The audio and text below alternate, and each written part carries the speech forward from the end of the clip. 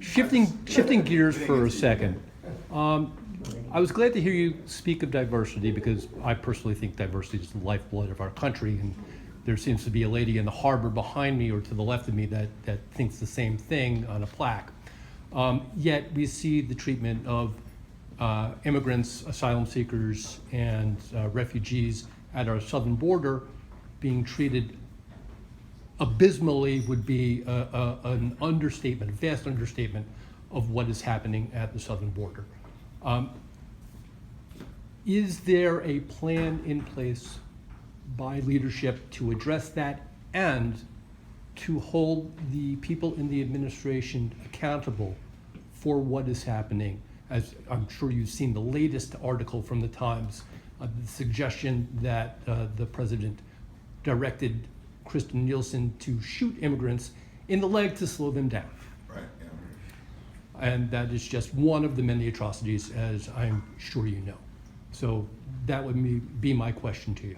Yeah, well, it's interesting because a lot of people have thought about immigration as a third rail for Democrats, and we think that if you actually tackle it in a thoughtful way, and there's polling data that suggests this to be the case, which is, acknowledge that there is a broken immigration system.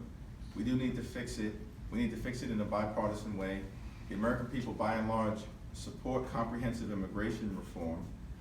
They want security at the border. They also want decency consistent with American values in terms of humanity and our treatment, and consistent with who we are as a nation of immigrants. And I think that we won't cede this issue to the president. We will continue to confront it head on. And whether it's through litigation, right, or legislation or the appropriations process, try to restrain the behavior and the activity in a wide variety of ways. I have been down to the border. I think many members of the House Democratic Caucus have been down to the border. We'll continue to do that. A lot of it has now been shifted to the Mexico side. Remain in Mexico policy. Remain in Mexico policy. We visited the other side of the border as well. There's a variety of different things that we think can be done.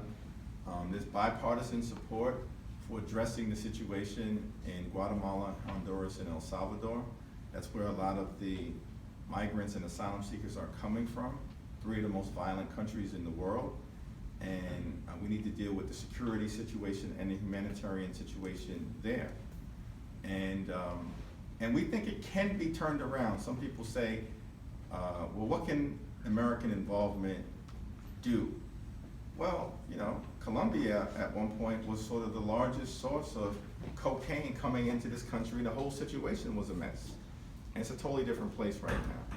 The situation can be turned around, we believe, in Guatemala, Honduras, El Salvador. That's good for those citizens, those residents of those countries, and it'll be good in terms of solving the migrant crisis and the asylum seeker crisis that we have.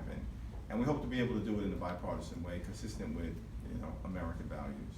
And I'm confident, like, at the end of the day, this is a rough moment, but America has always confronted some difficult moments. Civil War, the Great Depression, December of 1941, when a foreign power strikes, and next thing you know, we're in a big conflict with the evil empire of Nazi Germany, the inherent contradictions of the Jim Crow South right here in New York, not too far away, when the towers are struck.